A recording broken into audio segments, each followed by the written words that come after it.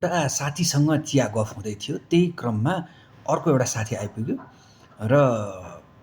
पहिला भइरहेको साथी र पछि आएको साथीको पोलिटिकल्ली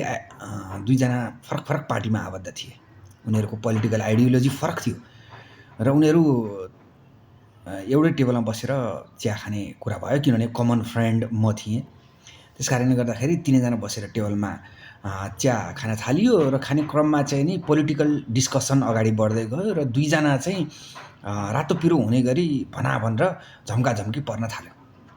म चाहिँ टुवा परेर हेरिरहेको थिएँ होइन। त्यो डिबेट चाहिँ मलाई अनावश्यक लागिरहेको थियो। किन त्यसरी जुझ्नु? वास्तवमा चाहिँ जतिसुकै कार्यकर्ताहरू भिडे पनि माथि त लिडरहरू त हातेमालो गर्दै सरकार चलाउँदै मजासँग मोज गरिरहेका हुन्छन्। किन यहाँ चाहिँ गर्नु भन्ने टाइपको लागिरहेको थियो। म खासै डिस्कसनमा त्यति धेरै सहभागी त भइनँ र उनीहरू रातो पिरो हुँदै एकअर्काले चाहिँ नराम्रो मुख लाएर उनीहरू छुटिए। त्यो भन्नुको मतलब त्यो बसाइ नै अलिकति छोटियो र त्यसपछि उनीहरूले कहिले पनि एकले अर्कालाई भेट्ने जरुरी ठानेनन् र फलान ठाउँमा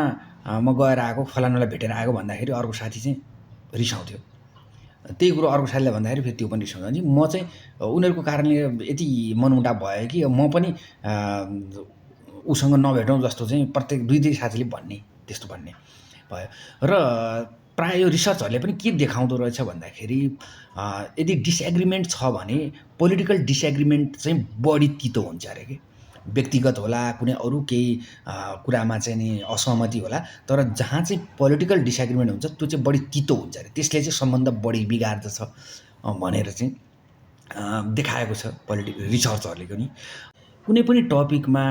डिस्कसन गर्नु ठिक हो, डिसएग्रिमेन्ट हुनु ठिक हो, त्यसमा डिबेट गर्नु ठिक हो, तर सम्बन्ध नै बिग्रिने गरी त्यसरी बाजाबाज गरेर निक्लिने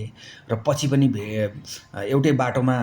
पऱ्यो भने पनि यो मान्छे यहाँ यसमा भेट हुन्छ, म त्यो बाटो जान्न भनेर हिँड्ने, त्यसरी रिस राग राख्ने होइन। अरू मान्छे बोल्यो भने पनि रिस गर्ने, त्यो गर्नु चाहिँ एकदमै ठिक होइन। किनभने उसै त हाम्रो दुनियाँ एउटा सानो छ र यदि तीनटा मेजर पोलिटिकल पार्टी यदि मानिलिउँ छ भने आफू एउटा पार्टीमा आबद्ध भएको छ भने डेली लाइफमा ती दुईटा पार्टीमा आबद्ध भएका मान्छेहरू त हामीले निषेधै गर्न खोज्छौँ। भन्नुको मतलब यो दुनियाँ एउटा उसै त सानो, त्यहाँ माथि 3 भागको 1 भाग मात्रै हाम्रो दुनियाँ भयो क्या। अरू 2 भागको दुनियाँ अर्कै छ। त्यहाँ उनीहरू के डिस्कसन गर्लान्, कहाँ चिया खालान्, कहाँ घुम्न जालान्, त्यो मतलबै भएन कि। हामीले चाहिँ यो आफ्नो संसारलाई पनि के त भन्दाखेरि 1/3 सानो बनाइसक्यौँ कि। त्यसै गरी 4वटा पोलिटिकल पार्टी भयो भने 1/4 सानो बनाउँछौँ। त्यो किन गर्नु पर्यो? त्यो गर्नु आवश्यक छैन। किनभने हामी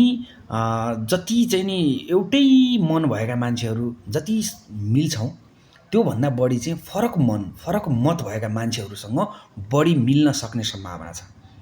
त्यो रिसर्चले पनि देखाएको छ होइन। तपाईँको र मेरो इन्ट्रेस्ट एकदमै छ भने, एकदमै मिल्छ भने हामी सँगै घुम्न त जालाौँ, सँगै कुराहरू गरौँला, सँगै बसौँला, सँगै फिल्म हेर्न जाउँला। तर त्यो चाहिँ नि आफ्टर अ सर्टेन टाइम त्यो चाहिँ एउटा सम्बन्ध बोरिङ सम्बन्धको रूपमा परिणत हुन्छ कि। अब त्यही त उसले सोच्ने यही हो होइन, मैले जे सोचिरहेको छु त्यही सोच्ने हो, किन उसलाई यो कुरा सोध्नु पऱ्यो भन्ने सोध्दैनौँ हामी। त्यो डिस्कसन पनि कम के अरे कुराकानी पनि कम हुँदै जाने हुन्छ। र सङ्गत भनेको अलिक फरक विचार भएको, अलिक डाइभर्स ब्याकग्राउन्ड भएको मान्छेसँग गर्दाखेरि चाहिँ नयाँ नयाँ कुराहरू सिक्न पाइन्छ। र यो तिक्त रिलेसनसिपलाई अलिकति राम्रो बनाउनको लागि चाहिँ एउटा के टेक्निक रहेछ भन्दाखेरि बढी क्युरियस भइदिने कि। जस्तै सर्टेन कुराहरूमा एउटा कुनै इस्युमा चाहिँ नि यसको मत फरक छ भन्ने आफूलाई थाहा छ भने सुरुमै चाहिँ डिस्कसन गर्ने, सुरुमै चाहिँ डिसएग्रिमेन्ट गर्ने होइन कि यस्तो यस्तो छ, यो कुरामा चाहिँ तिम्रो धारणा के छ त भनेर उसको धारणा बुझ्ने। तर प्रायः मान्छेहरूले चाहिँ त्यस्तो गर्दा रहन्छन् कि उसको धारणा के हो त, यो टपिकमा चाहिँ तिम्रो के छ त धारणा भनेर त्यसरी बुझ्ने, क्वेसन सोध्ने जिज्ञासा चाहिँ प्रायः मान्छेको रहन्छ। किन भन्दा यसले चाहिँ नि त्यो दुईटा मान्छे बिचको रिलेसनसिप चाहिँ एउटा जसले क्वेसन सोधिरहेको छ त्यो चाहिँ नि एकछिनको लागि ऊ स्टुडेन्ट भइदिन्छ र जोसँग क्वेसन सोधिन्छ त्यसले चाहिँ केही चिज डेलिभर गर्दैछ नि त तिमीलाई, त्यो कारणले गर्दा ऊ चाहिँ टिचर भइन्छ। त्यहाँ एकछिनको लागि त्यो रिलेसनसिप चाहिँ के हुँदो रहेछ भन्दा स्टुडेन्ट र टिचरको हुँदो रहेछ। र आफ्नो प्राइड र आफ्नो इगोले गर्दाखेरि त्यो मान्छेले कहिल्यै पनि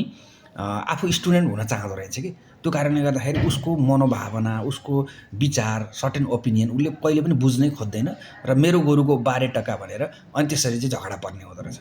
र हामीले क्युरियोसिटी चाहिँ डेभलप गर्नुपर्ने रहेछ ताकि सम्मानपूर्वक उसलाई चाहिँ यसमा तपाईँको धारणा के छ भनेर सोधिदिने र सोधिँदै गर्दाखेरि उसले चाहिँ त्यो कुराहरू भन्दै जाँदाखेरि चाहिँ हामीले चाहिँ त्यसमा सही पनि थपिदिने हो भन्ने त्यसपछि भन्ने उसले भनेका कुराहरू चाहिँ बेला बेलामा रिपिट पनि गरिदिनुपर्छ यसलाई कन्भर्सेसनल रिसिप्टिभनेस भन्दो रहेछन् त्यसले गर्दाखेरि चाहिँ उसले भन्न नचाहेका अथवा यो भन्दिनँ भनेर बसेका कुराहरू पनि उसले खोल्दै खोल्दै जानुपर्छ भनेपछि उसलाई बढी इलाबोरेटिभ बनायो भने उसले सबै कुराहरू जब भन्छ तब चाहिँ आफूले बुझ्न सकिन्छ कि उसको भ्यू पोइन्ट उसको पर्सपेक्टिभ के रहेछ भनेर आफूले मजासँग बुझ्न सकिन्छ त्यो बुझिसकेपछि आफूले ऊ किन त्यो पोजिसनमा छ उसले किन यो विषयलाई यसरी हेरिरहेको छ भनेर आफूले बुझ्न सकिन्छ अनि रेस्पेक्टफुल्ली उसले भनेका कुराहरू सबै आफूले सुनिसकिसकेपछि अनि उसले पनि तपाईँको भ्यू पोइन्ट चाहिँ के छ भनेर सोध्ने चाहना गर्दो रहेछ र बुझ्ने इच्छा गर्दो रहेछ अनि त्यसपछि आफूले पनि त्यो कुराहरू राख्न सक्यो र यो सौहार्दपूर्ण वातावरणमा दुवैजनाले आफ्नो आफ्नो भ्यू पोइन्टहरू राखिसकेपछि मैले सोचेको जस्तो मात्रै संसार रहेन रहेछ हैन कसैको अरूको जुत्तामा बसेर पनि मैले हेर्दाखेरि चाहिँ संसार त अर्कै हुने रहेछ भनेर बुझ्न सजिलो पर्छ र secondary view point tertiary view point पनि आफूले पाएको कारणले गर्दा कुनै एउटै विषयवस्तुलाई पनि विभिन्न एङ्गलबाट एनालाइसिस गर्ने बानी पनि बस्छ र फरक मत भएका व्यक्तिहरू त्यसै फरक भएका होइनन् उनीहरू त्यो बिन्दुबाट बसेर हेर्दाखेरि त्यो विशेष ठिक रहेछ भन्ने बानी पर्छ र यसले गर्दाखेरि के हुन्छ भन्दाखेरि छुटिने बेलामा वैरभाव नभइकन भनाभन नभइकन एउटा आत्मसम्मान दुवैले नगुमाइकन हामी छुटिन्छौँ र छुटिँदै गर्दाखेरि फेरि अर्को पटक पनि बस्ने यसै गरी बहस गर्ने भन्ने चाहनाका साथ दुवैजना एक अर्कामा छुटिँदा रहेछन् र छुटिसकेपछि घर गइसकेपछि अब अन्त गइसकेपछि एउटा नयाँ विषय आउँछ नयाँ विषय यो नयाँ विषयलाई चाहिँ उसले कसरी लिन्थ्यो होला भनेर त्यो मान्छेलाई फेरि सोध्न पाए नि हुन्थ्यो भन्ने कुरा चाहिँ मनमा आउँदो रहेछ र फेरि भेटिने चान्स बढ्दो रहेछ कि त्यो कारणले गर्दाखेरि फरक मत भएको फरक ब्याकग्राउन्ड र फरक दृष्टिकोण र आइडियोलोजी भएका व्यक्तिहरू को जो रिलेसनसिप चाहिँ अझ बढी दिगो हुन जान्छ किनभने एउटै विषयवस्तुलाई विभिन्न एङ्गलबाट केलाउने बानी पर्छ र यस्तो किसिमको यो आर्गुमेन्ट नै हो तर कस्तो भन्दाखेरि यसले चाहिँ कुनै विध्वंस ल्याउँदैन सम्बन्धमा तिक्तता ल्याउँदैन र सम्बन्ध झन् सुमधुर हुँदै जान्छ र एक अर्काको भ्यू पोइन्टहरू सम्मानित रूपमा पनि हामीले बुझ्न सक्छौँ यसलाई चाहिँ फेरि कन्स्ट्रक्टिभ डिसएग्रिमेन्ट भनेर भनिन्छ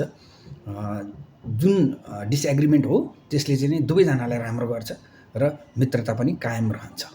चाहे अनलाइन होस् चाहे फिजिकल्ली होस् चाहे यो रिलेटिभहरू यताउति सबैको सर्कल गर्दाखेरि हामी एउटा सानो घेरामा हुन्छौँ कि एउटा सानो सर्कलमा हाम्रो जिन्दगी बाँचिरहेको हुन्छ त्यो सर्कलमा हामीले चिन्ने मान्छेहरू पनि लिमिटेडै हुन्छौँ किन भन्दाखेरि बिहानदेखि बेलुकासम्म हामीले जति मान्छे भेट्छौँ सबैसँग हामी कुरा गर्दैनौँ नि एकदमै लिमिटेड मान्छेहरू हुन्छन् र ती लिमिटेड मान्छेहरू पनि यस्तै विचारधारा आइडियोलोजी फरक हुनासाथ होइन ओपिनियन फरक हुनासाथ हामीले बोल्न छोड्यौँ भने हाम्रो संसार त झन् साँघुरो हुँदै जान्छ मानिस एउटा सामाजिक प्राणी हो सबैजना मिलेर बस्नुपर्छ भन्ने कुरा त यसले चाहिँ फेरि काउन्टर गरिदियो त्यस कारणले गर्दा सबैजनासँग मिलेर बस्नको लागि र आफ्नो दायरा आफ्नो एउटा सर्कललाई अलिक ठुलो बनाउनको लागि पनि यो चाहिँ नि कन्स्ट्रक्टिभ डिसएग्रिमेन्ट चाहिँ एकदम अपरिहार्य छ।